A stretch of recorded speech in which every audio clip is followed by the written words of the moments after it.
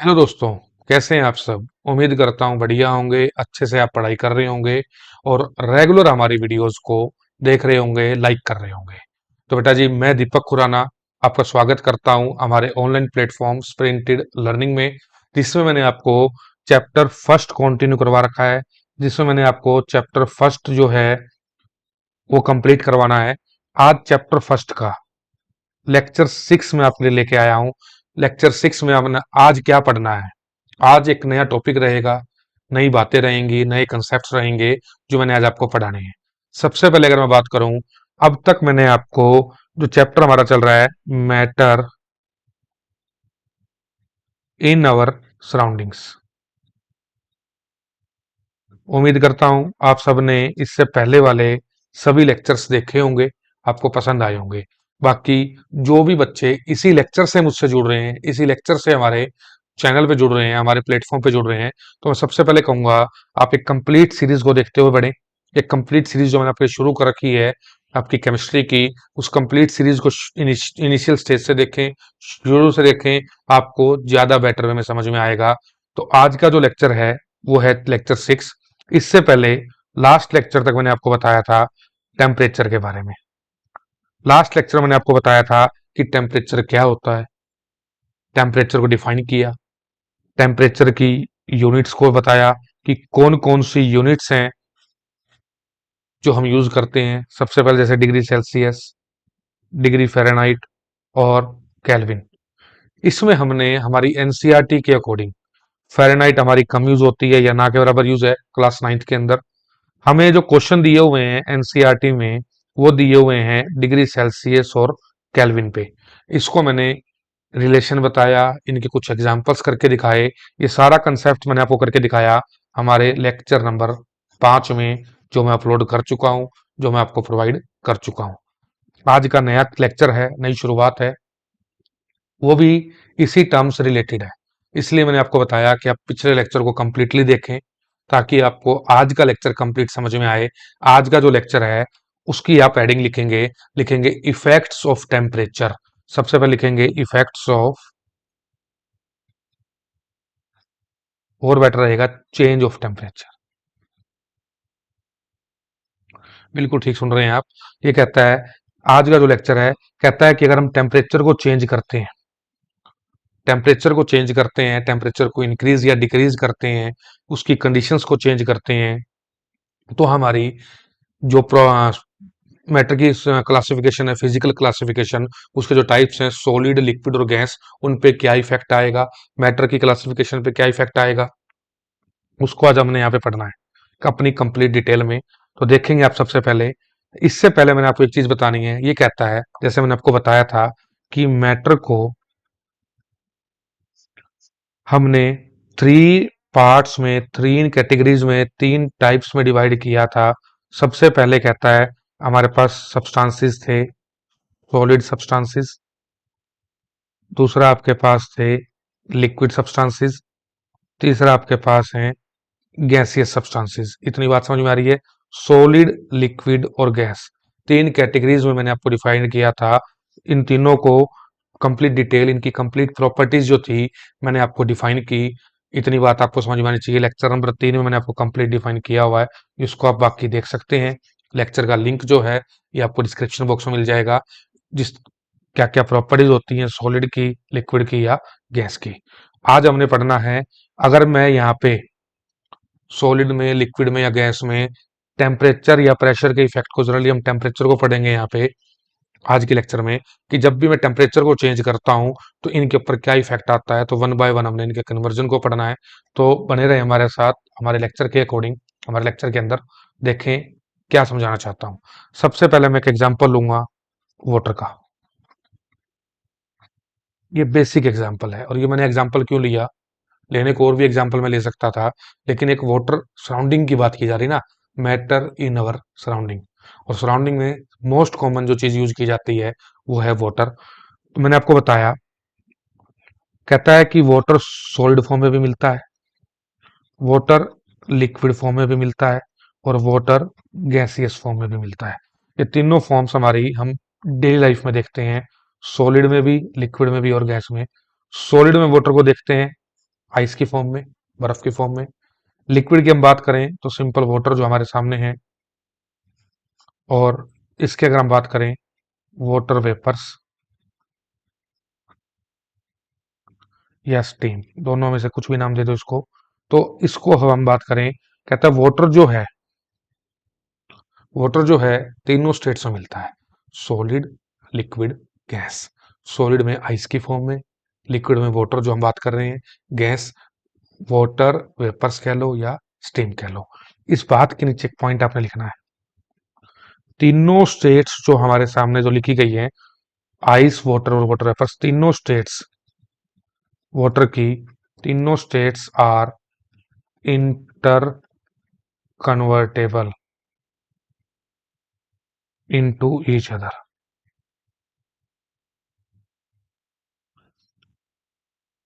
ये कहता है कि जो तीनों स्टेट्स हमारे सामने है वाटर की, ये इंटर कन्वर्टेबल एक दूसरे में, इंटर कन्वर्टे का मतलब, कन्वर्टेबल का मतलब है कि एक दूसरे में कन्वर्ट की जा सकती हैं।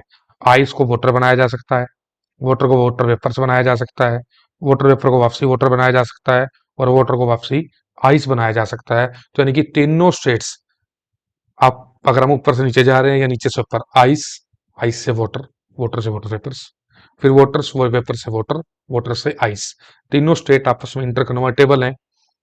ये इंटर कन्वर्टेबल कब है, उसकी भी उसी की तो कंडीशन है, वो है जब हम इफेक्ट ऑफ टेम्परेचर या प्रेशर को चेंज करते हैं। ये कहता है जब हम इफेक्ट ऑफ टेम्परेचर या प्रेशर इसको चेंज करते हैं, इनके इफेक्ट्स को चेंज करते हैं, तो ही स्टेट्स कन्वर्ट होंगी एक दूसरे में, अपने आप नहीं होंगी। आज का टॉपिक ही यही है कि कैसे बदलाव होगा, कैसे बदलाव टेम्परेचर या प्रेशर में करने से ये कन्वर्टेबल हैं, कैसे हैं, उसी चीजों को हमने आज डिटेल में पढ़ना है हमारी। उम्मीद कर रहा हूँ जो मैं समझाना चाह रहा हूँ उस पॉइंट तक आप पहुंच रहे हैं, कि क्या पॉइंट्स मैं आपको बताना चाहता हूँ। सबसे पहले मैं बात करूंगा, एक साइंटिफिक पॉइंट्स की बात करूंगा। देखो, मैंने अभी आपको बताया आइस, आइस से मैं वाटर बना सकता हूँ। आप कहोगे बिल्कुल बनता है, देखा भी होगा, सराउंडिंग का एग्जाम्पल है। वाटर, वाटर से वाटर वेपर भी बनते देखे होंगे,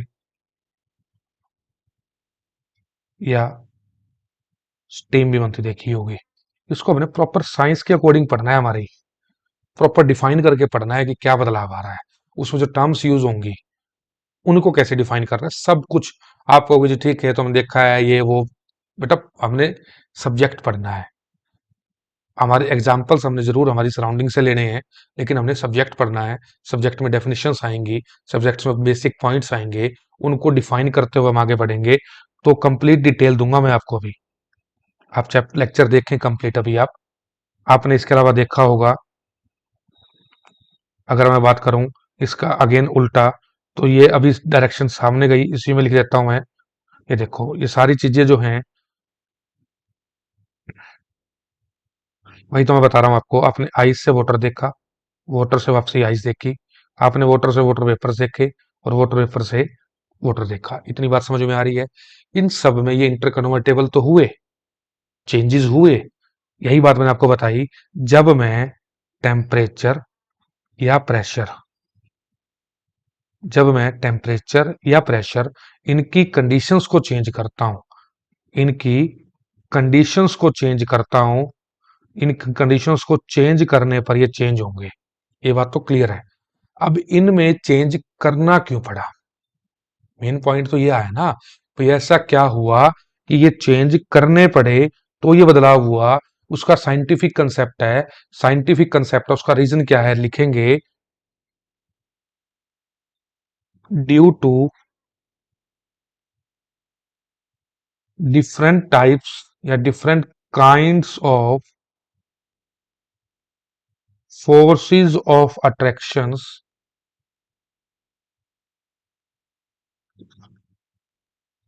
बिटवीन द पार्टिकल्स। मतलब क्या है इस बात को, इस बात को आज देखेंगे। देखो, ये मान लो हमारे पास है,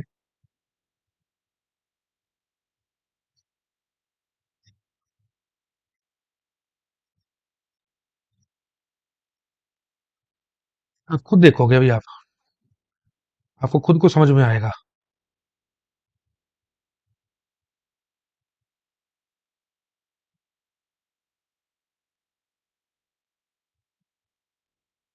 ये देखो अब आप कहोगे ठीक है, अब मैं तीनों को बात करूँ, ये मेरे पास ए है, ये मेरे पास बी है, और ये मेरे पास, यहाँ लिख देता हूँ, सी है। अब मैं आपको कहूँ कि इनमें सॉलिड सब्सटेंसेस कौन है, कौन से हैं, तो आप बिल्कुल सही से डिफाइन करोगे कि ए सॉलिड्स है, बिल्कुल दिख रहा है, बी लिक्विड्स है, और सी की बात करें, ये गैसेस है। कुछ बच्चों को समझ में आ गया होगा। बेटा जी, ये बात की जा रही है on the basis of forces of attractions. बिल्कुल ठीक सुन रहे हैं।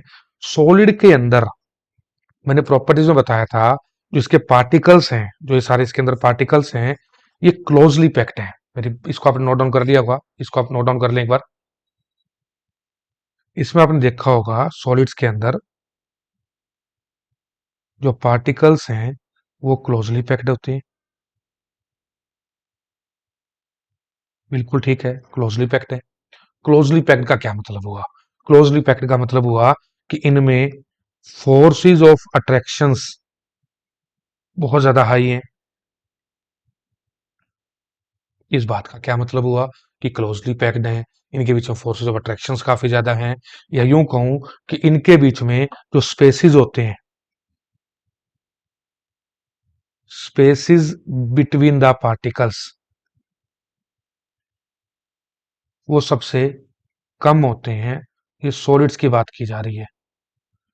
इस बात को समझोगे अब आप लोग, कि कहता है जब सॉलिड्स की बात की जाती है ना, सॉलिड्स में ये पार्टिकल्स बिल्कुल क्लोजली पैक्ड हैं, एक दूसरे से बिल्कुल चिपके हुए हैं, इनमें फोर्स ऑफ अट्रैक्शन बहुत ज्यादा हाई होता है, इनमें स्पेस जो है पार्टिकल्स के बीच में, गैप जो है वो कम होता है, ना के बराबर होता है, ये बिल्कुल चिपके हुए होते हैं, ऐसे स्ट्रांगली पैक्ड होते हैं। ये होता है सॉलिड सब्सटेंसेस। जो पार्टिकल्स लूजली पैक्ड होंगे वो लिक्विड्स हो गए। लिक्विड्स में आप देखोगे इसमें गैप्स हैं ज्यादा, पार्टिकल्स क्लोजली पैक्ड नहीं है। अगर हम बात करें गैसेस की, इसमें फोर्सेस ऑफ अट्रैक्शन जो होते हैं गैसेस के अंदर, लीस्ट फोर्सेस ऑफ अट्रैक्शंस होते हैं बिटवीन द पार्टिकल्स, सबसे कम होते हैं। देख रहे हो पार्टिकल्स कितनी दूर दूर फैले पड़े हैं, तो ये आपके पास कैसे हैं, लीस्ट फोर्सेस ऑफ अट्रैक्शंस की कैटेगरी में आते हैं। इन्हीं फोर्सेस ऑफ अट्रैक्शंस को ओवरकम करना या बढ़ाना, ये हमने इफेक्ट ऑफ होता है टेम्परेचर का। मतलब देखेंगे, ये कहता है, मैं इसको नेक्स्ट स्लाइड पे लेके जा रहा हूं, एक बार देखेंगे। ये कहता है कि जैसे मान लो ये मेरे पास सॉलिड सब्सटेंसेस है, ये किसका एग्जांपल ले लिया मैंने, सॉलिड का एग्जांपल लिया। अब ये कहता है कि मान लो मैं इसका टेम्परेचर जो है वो इंक्रीज करता हूं, ऊपर कह रहा हूं मतलब इंक्रीज करता हूं। अब टेम्परेचर इंक्रीज करने से क्या होगा, कि टेम्परेचर जब इंक्रीज करूंगा, ऑब्वियस है कि टेम्परेचर इंक्रीज करने का मतलब इन पार्टिकल्स में टेम्परेचर इंक्रीज हो रहा है, ये पार्टिकल्स टेम्परेचर गेन करेंगे। ये पार्टिकल्स जब टेम्परेचर गेन करेंगे तो इनके बीच में मूवमेंट शुरू होगी, ये रैंडमली मूव करना शुरू करेंगे, ये अपने अपने जो पॉइंट्स जहां पे ये फिक्स्ड हैं वहां इनके बीच में मोशन शुरू होगा, वहां इनके बीच में मूवमेंट शुरू होगी, जिसके कारण इधर उधर भागेंगे, और इनके फोर्स ऑफ अट्रैक्शन जो हैं वो कम होने शुरू हो जाते हैं। यानी कि जैसे जैसे मैंने टेम्परेचर को बढ़ाया, इनके फोर्स ऑफ अट्रैक्शन कम होने शुरू हो गए। फोर्स ऑफ अट्रैक्शन कम होने शुरू हो गए, एक पॉइंट के बाद, एकदम में नहीं होगा ऐसा, एक टाइम के बाद, जैसे हम बात करें ना कि इलास्टिक खींचते हैं हम, एक रबर बैंड खींचते हैं, वो खिंचता जाएगा खिंचता जाएगा खिंचता जाएगा, एक पॉइंट आने के बाद वो टूट जाता है। तो ऐसे ही एक पॉइंट आने के बाद जब इनके फोर्स ऑफ अट्रैक्शन इस कैटेगरी पे पहुंच जाएंगे, इस पॉइंट पे पहुंच जाएंगे, सॉलिड कन्वर्ट हो जाएगा लिक्विड के अंदर। उस पॉइंट को हम आगे डिफाइन करेंगे मेल्टिंग पॉइंट, उस डेफिनेशन को पॉइंट डिफाइन करेंगे हम एज अ मेल्टिंग। तो आगे बात बताऊंगा। अभी मेरी बात मैंने क्या बतानी थी, कि कहता है जैसे जैसे टेम्परेचर बढ़ेगा फोर्स ऑफ अट्रैक्शन कम होंगे, फोर्स ऑफ अट्रैक्शन कम होने से पार्टिकल्स दूर दूर भागेंगे, और दूर दूर भागने का मतलब ही यही है कि ये सॉलिड से किस में कन्वर्ट हो गए, लिक्विड्स में। ये मैंने बताना था आपको, यानी कि हमने फोर्स ऑफ अट्रैक्शंस को कम ज्यादा करना है। ये अभी सॉलिड से लिक्विड की बात थी, जब हम लिक्विड से सॉलिड की बात करेंगे तो टेम्परेचर को घटाने की बात आएगी, सारी बातें समझाऊंगा। यही तो आपके पास बता रहा हूँ, आप ध्यान से तसल्ली से देखते रहे सारी वीडियो को, सारे लेक्चर को, कंप्लीट डिटेल दूंगा मैं आपको। अब इतनी बात समझ में आ रही है आपको? सबसे पहले मैं बात करूंगा, आपका मेरा जो पहला पॉइंट रहेगा वो रहेगा सॉलिड्स, सॉलिड से लिक्विड। आज के लेक्चर में, आज के पॉइंट में सॉलिड से लिक्विड डिफाइन करूंगा सर। अभी सुनेंगे सॉलिड से लिक्विड कैसे कन्वर्जन होता है। सबसे पहले मैं बात करूं, अभी मैंने आपको बताया सॉलिड से लिक्विड का जो कन्वर्जन है, इसे हम नाम देते हैं, इसे हम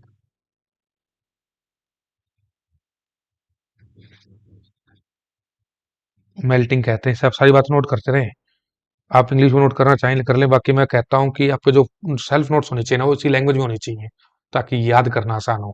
जब एक बार आप रिवाइज करो ना लिखने को, मैं इसको इंग्लिश में भी लिख देता। इंग्लिश तो बुक में लिखा हुआ है ना, इंग्लिश तो हमारे स्कूल में लिखवा देते हैं हमारे को। पढ़ने का मतलब ही यही है, समझ आना। और जब आप अपनी लैंग्वेज में नोट्स को लिखते हो ना, वो बेस्ट तरीका होता है समझने का, याद रखने का। आप इसको इस लैंग्वेज में लिखोगे, याद हो जाएगा। उसको इंग्लिश में कन्वर्ट करना कोई बड़ी बात नहीं है, 9th स्टैंडर्ड में है। इतनी बात समझ में आ रही है कि जो प्रोसेस है, the process of converting solid into liquid, that is called melting. Solid का लिक्विड में कन्वर्ट होना, दैट इज कॉल्ड मेल्टिंग। इसको आप कन्वर्ट कर लोगे, इससे हम क्या कहते हैं, सॉलिड का लिक्विड में कन्वर्ट हो रहा, इससे हम क्या कहते हैं, मेल्टिंग कहते हैं। इतनी बात समझ में आ रही है। यानी कि अगर मैं एग्जांपल दूं, ये कहता है आइस को हीट कर दो, आइस को हीट कर दो, वो क्या करेगी, वाटर में कन्वर्ट हो जाती है।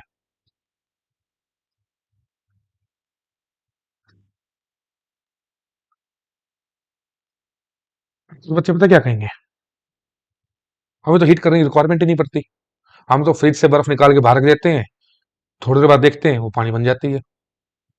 सी बात है। अगर हम थोड़ा सा दिमाग लगाए, तो कुछ बच्चे दिमाग जो लगाते हैं वो यहाँ लगाते हैं, कहते हैं हम तो गर्म थोड़ा ना करते हैं, हम इसको स्टोव पे थोड़ा रखते हैं, इसको गैस चूल्हे पे थोड़ा रखते हैं, हम आइस को पानी बनाने के लिए चूल्हे पे गर्म थोड़ा ना करते हैं। हम तो क्या करते हैं, आइस से जब हमने पानी बनाना हो, तो हम क्या करते हैं, इसको अपनी फ्रिज से बाहर रख देते हैं, तो ये क्या बनती है, अपने आप ही आइस से वाटर बन जाती है। अरे महानुभावों, अगर इसके दिमाग में भी ऐसा क्वेश्चन आया है, तो बेटा जी, वो इनडायरेक्ट में आपने हीट ही कर दिया। फ्रिज से बाहर निकाल, जब आपने इसको रखा, फ्रिज से बाहर निकाल के इसको रखा, उसने हीट सराउंडिंग से गेन कर ली। क्योंकि अगर फ्रिज के टेम्परेचर की बात की जाए, फ्रिज का टेम्परेचर जो होगा वो 0 से भी कम होगा। एटलीस्ट इतना होगा कि उसे बर्फ बना के रखा हुआ है, 0 के आसपास होगा, कम होगा। इतनी बात आपको समझ में आ रही है। जैसे आप इसको अपने बाहर लेके आते हो, किचन में लेके आते हो, रूम पे लेके आते हो, जो रूम टेम्परेचर होगा वो कम से कम 25 से 30 डिग्री सेल्सियस होगा। यानी कि 0 से 25-30 डिग्री सेल्सियस के टेम्परेचर में आ गई। जो आइस पहले, जो बर्फ थी, वो पहले फ्रीजर में थी, जहाँ टेम्परेचर 0 से कम था, उसको आपने बाहर निकाल लिया। बाहर निकालने के बाद जो टेम्परेचर हमारा सराउंडिंग का है, 25-30 डिग्री सेल्सियस होगा, कम से कम 20 होगा, 40 होगा, 35 होगा, कुछ भी होगा, वो इतना है कि 0 से 25 का कन्वर्जन जो है वो हीट गेन करना ही हो गया। हीट मूव करेगी, हीट आएगी, वो हीट गेन ही कर रही है, वो हीट गेन करेगी, आपको गर्म करने की रिक्वायरमेंट नहीं है, वो रूम टेम्परेचर नहीं, उसको वो काम कर दिया। वो क्या होगा, 0 से जो 25 का डिफरेंस है वो कंप्लीट होगा, तो वो आइस वाटर में कन्वर्ट हो जाएगी। इस प्रोसेस को हमने नाम दिया मेल्टिंग का। तो अब मेल्टिंग को डिफाइन करोगे सबसे पहले आप। सबसे पहले एक डेफिनेशन जो मेरे सामने आई, वो क्या आई, वो आई मेल्टिंग की। लिखेंगे मेल्टिंग की स्टेटमेंट, लिखेंगे द प्रोसेस, आप सबको ही बोल रहा हूं, साथ साथ लिखते रहे स्टेटमेंट को। हर एक पॉइंट नोट करने वाला है। समझने का बहुत कुछ समझा, अब इसको आप नोट डाउन करें स्टेटमेंट को। द प्रोसेस ऑफ लिखवा दिया मैंने। The process in which, the process in which a solid substance, in which बिल्कुल ठीक है, एक solid substance changes into, changes into a liquid substance। कहता है वो प्रोसेस, जो मैंने अब तक आपको डिफाइन करवाया उसको अब इंग्लिश में लिख दिया आपके लिए। कहता है वो प्रोसेस जिसमें कोई भी एक सॉलिड सब्सटेंस है, जैसे आइस, वो कन्वर्ट हो रहा है लिक्विड सब्सटेंस में, वो कन्वर्ट हो रहा है लिक्विड सब्सटेंस में ऑन हीटिंग, लिख लो, इसको यहाँ तक ऑन हीटिंग लिख सकते हो या on increasing temperature. On increasing temperature या ऑन हीटिंग एक ही बात है। That is called cold melting. यहाँ तक लिख लिया आपने। इसके नीचे आप लिखेंगे मेल्टिंग के प्रोसेस को एक दूसरा नाम भी दिया गया है। मेल्टिंग को एक दूसरा नाम भी दिया गया है, वो है fusion. This process is also called fusion. यानी कि आइस का पानी में कन्वर्ट होना, ये हमने जनरल वर्ड सुना हुआ मेल्टिंग, और केमिस्ट्री के अकॉर्डिंग हम उसको नाम भी दे देते हैं फ्यूजन। यानी कि मेल्टिंग और फ्यूजन एक ही बात है। यानी कि हम इसको साइंटिफिकली बात करें, उसको हम कह देते हैं, जैसे हम बात करें ना, आइस इनटू वाटर, आइस का कन्वर्जन हुआ वाटर में, तो इसको हम नाम दे देते हैं जैसे मेल्टिंग ऑफ आइस। इसी तरह इसको हम नाम दे सकते हैं फ्यूजन ऑफ आइस। इसको आप नोट करके लिख लें। ये पॉइंट आपके सामने आ गया, इसको आपने नोट करके लिखना है। यहाँ तो कोई डाउट हो तो पहले आप पूछ लें, फिर मैं आगे मूव करता हूँ। क्लियर है बेटा जी? चलें आगे, देखें। बिल्कुल नेक्स्ट स्टेटमेंट आपके सामने है, वो आपके सामने है melting point.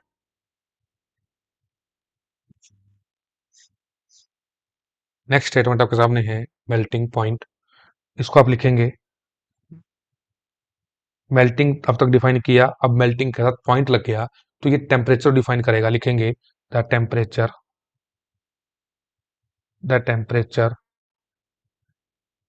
at which a a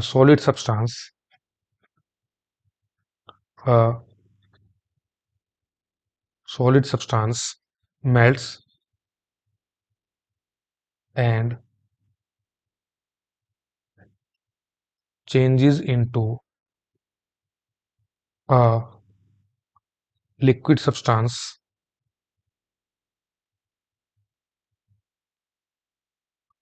at atmospheric pressure। ATM means atmospheric pressure, जो नॉर्मल प्रेशर होता है आपका रूम टेम्परेचर पे, उस एटमोसफियर का, उस टेम्परेचर पे हम बात करें, उस पर सॉरी प्रेशर पे बात करें, उसे कहा जाता है एटमोस्फियरिक प्रेशर। देखो मैं इसको डिफाइन करता हूँ, कहता है वो टेम्परेचर जिस पे कोई भी एक सॉलिड सब्सटेंस मेल्ट होता है और चेंज होता है लिक्विड सब्सटेंस के अंदर, जो प्रेशर लिया गया है वो एटमॉस्फेरिक प्रेशर है। यानी कि वो प्रेशर, जैसे आपने किचन में पहले फ्रिज से अपने आइस को निकाल के बाहर किचन में रख दिया, जो प्रेशर वहां किचन का है, जो एटमॉस्फेयर का है, उस प्रेशर के अकॉर्डिंग जो जिस टेम्परेचर पे कन्वर्जन हो रहा है, उसे नाम दिया जाता है उसका मेल्टिंग पॉइंट। ये बात आपको समझाई जा रही है।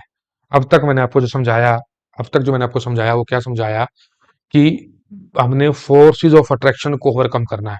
यानी कि जो सॉलिड्स होते हैं उनको हीट करूंगा, उनका टेम्परेचर इंक्रीज करूंगा, तो उसके फोर्स ऑफ अट्रैक्शन ओवरकम होंगे। जो पार्टिकल्स के बीच में बाइंडिंग फोर्स है वो कम होगा, पार्टिकल्स दूर दूर जाएंगे हीट करने पे। जैसे ही वो एक लिमिट के बाद, एक पॉइंट के बाद इतने डिस्टेंस पे आ गए जिससे वो सॉलिड से किस में कन्वर्ट हो गए, लिक्विड सब्सटेंस में कन्वर्ट हो गए, that is process is called melting. This process is also called fusion. और जिस टेम्परेचर पे कन्वर्जन हो रहा है, जिस टेम्परेचर की कंडीशन पे कन्वर्जन हो रहा है, उसे नाम दिया जाता है मेल्टिंग पॉइंट। तो आज का बेटा जी छोटा सा लेक्चर मैंने आपको दिया, कुछ बातें मैं बार बार रिपीट करता हूँ, थोड़ा लेक्चर चलो ऑब्वियस है कि लेंथी हो जाता है, लेकिन कोशिश की जाती है, क्योंकि आप मेरे सामने नहीं बैठे या क्लासरूम में नहीं बैठे, आप मेरे वीडियो, जो रिकॉर्डेड वीडियो है, मेरी प्री रिकॉर्डेड वीडियो है, इसे आप देख रहे हैं। फिर भी मैं चाहता हूं कि जो भी बच्चे मेरे से जुड़ रहे हैं ना, वो 5 मिनट आज ज्यादा लगा लें।